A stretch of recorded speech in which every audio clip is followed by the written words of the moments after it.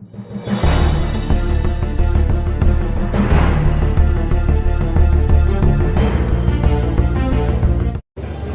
भाई, सुजीत भाई, सुजीत भाई, एक मिनट सबको ना चाहेगा नहीं, ये स्थिति हो जाएगी। जान लो को जान ले लो, ये इधर हाँ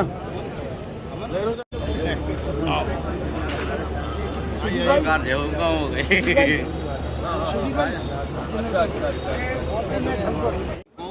एक समाज द्वारा एक आंदोलन किया गया जिसमें पूरे उत्तर प्रदेश में कहीं ना कहीं गतिविधियां बहुत ऐसी रही जो प्रशासन हिला रहा, तो क्या हमारा प्रशासनिक फेलियर माना जाए? देखिए, दो तरह की कल्चर है इस देश के अंदर।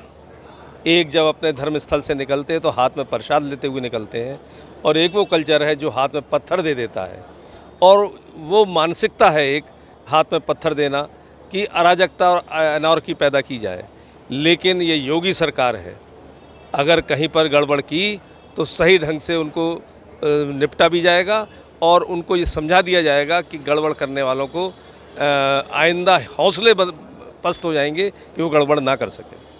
समाजवादी पार्टी के अखिलेश यादव ने महान दल से गठबंधन किया था तो उनको एक कार सप्रेम भेंट की थी। अब जब गठबंधन टूटा है तो उन्होंने कार वापस ले ली। पॉलिटिक्स में इस बदलते स्वरूप को कैसे देखते हैं? देखिए, ये तो ऐसा लगा, वैसे वो बाल बुद्धि के हैं ही।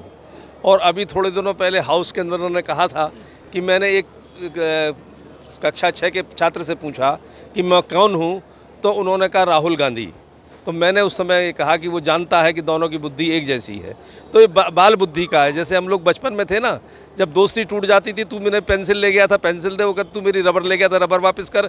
ऐसे ही मैच्योर पॉलिटिशियन का हरकत नहीं है, ये एक बाल बुद्धि है और अल्प बुद्धि का व्यक्ति ऐसा कर सकता है। आजम खान ने एक अभी आरोप लगाया है कि प्रशासनिक अधिकारी ठीक तरह से काम नहीं कर रहे।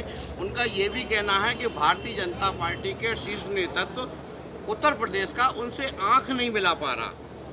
वो जेल में बैठे हुए पहले आंख नीची करके बैठे हुए, उनसे आंख मिलाएगा कौन जो आंख नीची करके बैठे हैं? सहारनपुर में थाने के अंदर पुलिस कर्मियों द्वारा कुछ आरोपी लड़कों की पिटाई की गई, उसका बहुत बुरी तरह वीडियो वायरल हुआ। भारतीय जनता पार्टी के ही एक विधायक ने वायरल किया। देखिए, जो कानून हाथ में लेगा तो उसके साथ सलूक वैसा ही होना चाहिए जो कानून हाथ में आगे ना ले सके। आज के दिन के लिए परशुराम जयंती पर आप आए थे, और दूसरा शिक्षा नीति में आप क्या बदलाव करने वाले हैं? देखिए, परशुराम जयंती का आज कार्यक्रम था।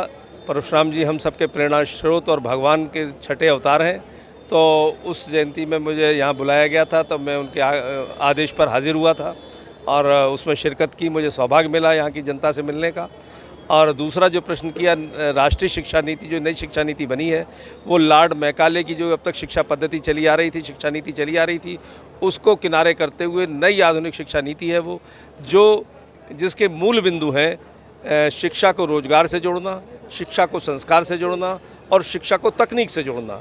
यानी पुरातन और नवीन का समावेशित शिक्षा नीति जो संस्कार भी देगी, रोजगार भी देगी और तकनीक से भी जुड़ेगी। सर, मदरसों में भी कोई शिक्षा नीति में बदलाव होगा? देखिए, शिक्षा नीति सब जगह एक जैसी लागू होगी, धीरे धीरे इसका व्यापक रूप होगा।